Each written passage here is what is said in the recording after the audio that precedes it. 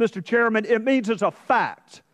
And she went on national television and she said, not as this ambassador has said, that I'm not going to speculate, that I've got to get all the information. She said, in fact, this was a spontaneous reaction to what had just transpired hours before in Cairo, almost a copycat of the demonstrations against our facility in Cairo, which were prompted, of course, Mr. Chairman, by a video, is what she said. And then she proceeds to say the attack was spontaneous. I can think of few things, Mr. Chairman, more antithetical to spontaneity than a 12-month-long prologue of violence in Libya. And then she said she relied solely and squarely on the information the intelligence community provided. Mr. Chairman, I would like to have another hearing where we can ask Ambassador Rice under oath, who told you what when? You're going to blame the intelligence committee? You come before this committee and you tell us who told you it was a video. Who in the intelligence community said it? Who in the diplomatic community blamed this on a video? And then we move to Jay Carney, who's the spokesperson for the leader of the free world. This is what he said, Mr. Chairman. I'm saying based on information that our initial information that includes all information, we saw no evidence to back up claims by others that this was a pre-planned or premeditated attack. What we saw was evidence that it was sparked by the reaction to this video. And that is what we know thus far based on evidence, concrete evidence, close quote. Mr. Chairman, you know that in former life, I spent a little time in the courtroom. So when I hear the phrase concrete evidence, it means something to me.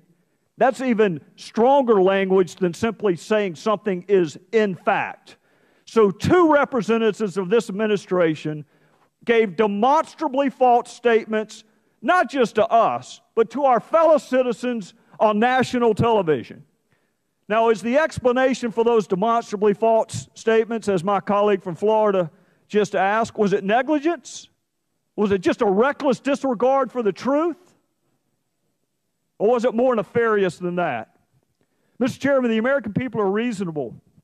People understand investigations take time. People don't expect you to speculate until you have all the facts. What they will not forgive, Mr. Chairman, is being misled.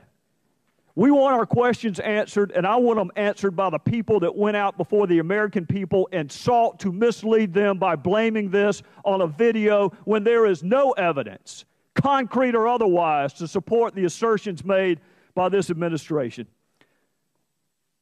Mr. Chairman, I just had a conversation with Jason Chaffetz out back, and I hope he doesn't mind me saying this. He still gets emotional talking about what he saw in Libya.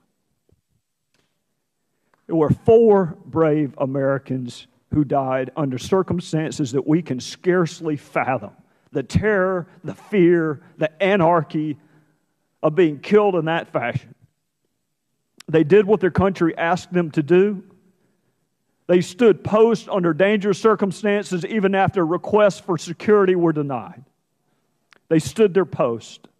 The least we can do is stand this meager post that we've been assigned and demand that this administration speak the truth to the people it's supposed to serve. This was never about a video. It was never spontaneous. This is terror. And I want to know why we were lied to. And I yield back.